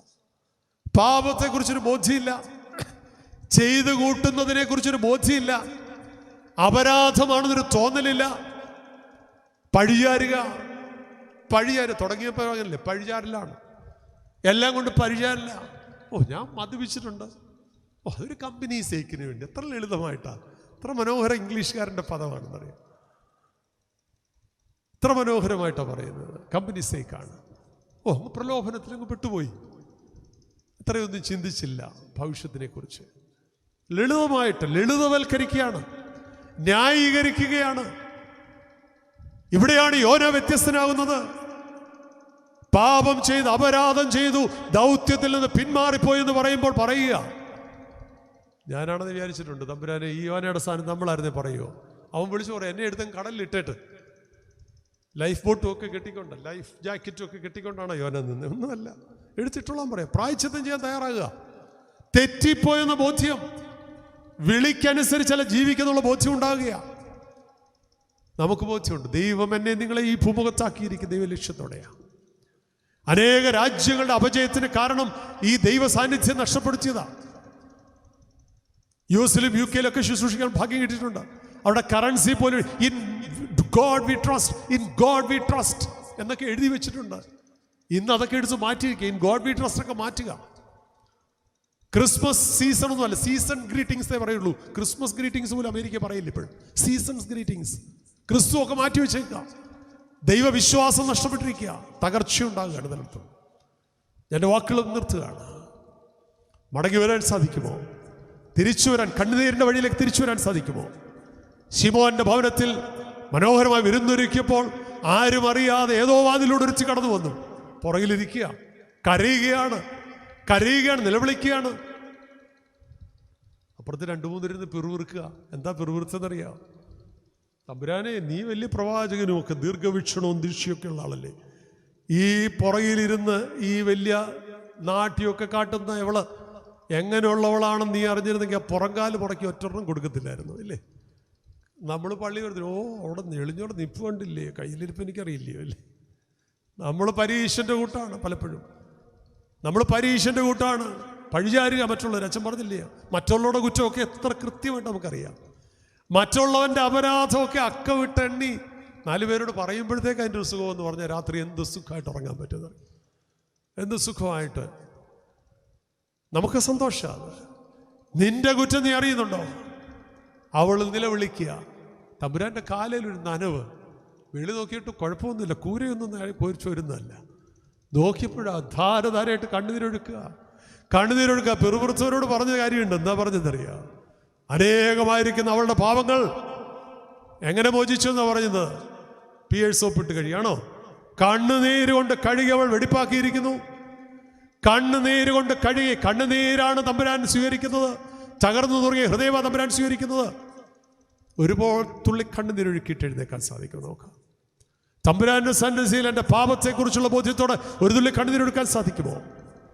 അതുകൊണ്ടാണ് ഷീമാ നമസ്കാരത്തിൽ ചൊവ്വാഴ്ച രാത്രി കഴിഞ്ഞ്, സന്ധ്യ കഴിഞ്ഞ് സൂത്താറയുടെ പ്രാർത്ഥന നിർവഹിക്കപ്പെടുമ്പോൾ അതിൻ്റെ ബോവൂസയിലെ സുന്ദരമായൊരു വരികളുണ്ട്. താപത്തിൻ വൻപെരുന്നാളല്ലോ കണ്ണീർ വർഷം, കണ്ണീരാലെ മോചനമാർജിച്ച് ആനന്ദിക്കൂ എന്ന് അവിടെ പറയുന്നു. പാടാൻ അറിയത്തില്ല, അല്ലെങ്കിൽ അച്ഛന്മാർ പിന്നെ പാടിക്കോളൂ. താപത്തിൻ വൻ പെരുന്നാളല്ലോ കണ്ണീർ വർഷം. ലിമിനേഷൻ നടത്തുന്നതോ വെടിപൊട്ടിക്കുന്നതോ അല്ലെങ്കിൽ തമ്പേർ കൊട്ടുന്നതൊന്നുമല്ല. കണ്ണുനീർ വർഷം കൊണ്ട്, കണ്ണുനീരാണ് താപത്തിൻ്റെ പെരുന്നാള്. അനുതാപമാണ് പെരുന്നാള്. കണ്ണുനീരിൻ്റെ താപം, അനുതാപമാണ് പെരുന്നാള്. ഈ കണ്ണുനീരോടെ പെരുന്നാൾ ആഘോഷിക്കാൻ സാധിക്കും. പ്രാർത്ഥനയോടെ, വന്നുപോയ അപരാധങ്ങളെക്കുറിച്ച്, നഷ്ട ചൈതന്യത്തെക്കുറിച്ചുള്ള ബോധ്യത്തോടെ, സത്യ അനുതാപത്തോടെ മടങ്ങി വരാൻ സാധിക്കുമോ? ദൈവം ഈ പെരുന്നാളിൽ ഈ മഹത്തരമായ ശുശ്രൂഷ, അനേകർക്ക് അന്യം നിന്നുപോയ ഈ ശുശ്രൂഷ ഈ 3 ദിനങ്ങളിൽ ശ്രേഷ്ഠതയോടെ നടത്തുമ്പോൾ ആളിൻ്റെ പെരുപ്പത്തിൽ വന്നു ചേർന്ന ആളുകളുടെ ആത്മാവിലേക്ക്, ഉള്ളിലേക്ക് ദൈവം തൂക്കി നോക്കുന്ന അനുഭവത്തിലൂടെ ഈ 3 ദിനരാത്രങ്ങൾ കടത്തിവിട്ടപ്പോൾ സത്യാനുതാപത്തോടെ മടങ്ങി വരുവാൻ ഈ രാത്രി ദൈവം ഒരുക്കുന്ന അനുഗ്രഹീത അനുഭവമായി ഈ സ്നേഹ സന്ദേശ ശുശ്രൂഷ മുഖാന്തരപ്പെടണം. നമ്മിലേക്കൊന്ന് തിരിഞ്ഞു നോക്കുവാൻ, ഒരു തുള്ളി കണ്ണുനീരൊഴുക്കുവാൻ, ഞാൻ മഹാപാപിയാണെന്നുള്ള ബോധ്യത്തോടെ അവൾ നിലവിളിക്കുകയാണ്. മഹത്വം നഷ്ടപ്പെട്ടെന്ന് പറഞ്ഞുകൊണ്ട്, മഹത്വം നഷ്ടപ്പെട്ടെന്ന് പറഞ്ഞ് നിലവിളിക്കുകയാണ്. നഷ്ടപ്പെട്ട മഹത്വവും തേജസ്സും വീണ്ടെടുക്കുന്ന മംഗളധ്വനിയാണ് ബേത്ലഹേമിൽ മുഴങ്ങിയത്. മംഗളധ്വനിയാണ് ബേത്ലഹേമിൽ മുഴങ്ങിയത്. അതാണ് മത്തായിയുടെ സുവിശേഷം 1-ാം അധ്യായം 22-ാം വാക്യത്തിൽ പറയുന്നു, കന്യക ഗർഭം ധരിച്ചൊരു മകനെ പ്രസവിക്കവന് ഇമ്മാനുവേൽ, ഇമ്മാനുവേൽ, ഇമ്മാനുവേൽ എന്ന് പേര് വിളിക്കപ്പെടും. ദൈവം നമ്മോട് കൂടെ. നഷ്ടപ്പെട്ടെന്നല്ല, കൂടുണ്ടവൻ. ബലഹീനമായ കരങ്ങളെ തമ്പുരാന്റെ ബലിഷ്ഠ കരങ്ങളിൽ നിന്ന് ഏൽപ്പിച്ചുകൊണ്ട് പ്രയാണം ചെയ്യാൻ സാധിക്കുമോ? പ്രതിസന്ധി എന്നും വന്നോട്ടെ, പ്രതികൂലങ്ങളെന്നും വന്നോട്ടെ, കൈവിടാത്തൊരു ദൈവമുണ്ടെന്നുള്ള ബോധ്യം. പർവ്വതങ്ങൾ കുലുങ്ങി സമുദ്രമധ്യ വീഴട്ടെ, അതിൻ്റെ ഓളങ്ങൾ കൊണ്ടും കോപം കൊണ്ടും ഇരച്ചു കലങ്ങട്ടെ, കൈവിടാത്തൊരു ദൈവം കൂടെ ഉണ്ടെന്നുള്ളൊരു ബോധ്യം. അത് ഈ ശുശ്രൂഷയുടെ ആത്യന്തിക ലക്ഷ്യമത. പ്രസംഗം അതിൻ്റെ ഒരു ഭാഗം മാത്രമേ ആകുന്നുള്ളൂ. ഈ സന്ധിയിൽ നമുക്ക് പുനഃസമർപ്പണത്തിനായിട്ട് ഒരുങ്ങാം. നമ്മെ തന്നെ ദൈവസന്നിധി സമർപ്പിക്കുന്ന നിമിഷങ്ങളായിട്ട് പരിണമിക്കാൻ സാധിക്കുമോ? സത്യാനുതാപത്തോടെ, ആത്മതപനത്തോടെ, കണ്ണുനീരോടെ, നിലവിളിയോടെ. പണ്ടൊക്കെ വിശുദ്ധ കുർബാന പടിഞ്ഞാട്ട് എഴുന്നള്ളിക്കുമ്പോൾ കൈരങ്ങൾ ഉയർത്തി കാസായം പിലാസയും കൊണ്ട് മുഖം മറച്ചുകൊണ്ട് പുരോഹിതൻ പുറകോട്ട് വരുമ്പോൾ എത്ര സുന്ദരമായി, മനോഹരമായി, മൈക്കും എക്കോയും ശബ്ദമൊന്നുമില്ല.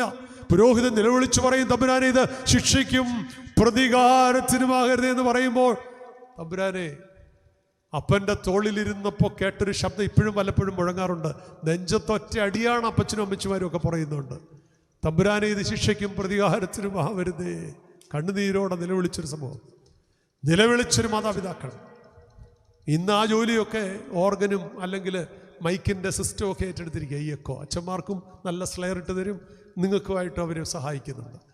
ഉള്ളു ഞരങ്ങാൻ സാധിക്കണം, ഉള്ളു അനുതാപം കൊണ്ട് ഞരങ്ങാൻ സാധിക്കണം, നിലവിളിക്കാൻ സാധിക്കണം, പ്രാർത്ഥിക്കാൻ സാധിക്കണം, കണ്ണുനീരോടെ മടങ്ങി വരാൻ സാധിക്കണം. തമ്പുരാൻ മറികടക്കാത്ത നന്ദിയുള്ളൂ.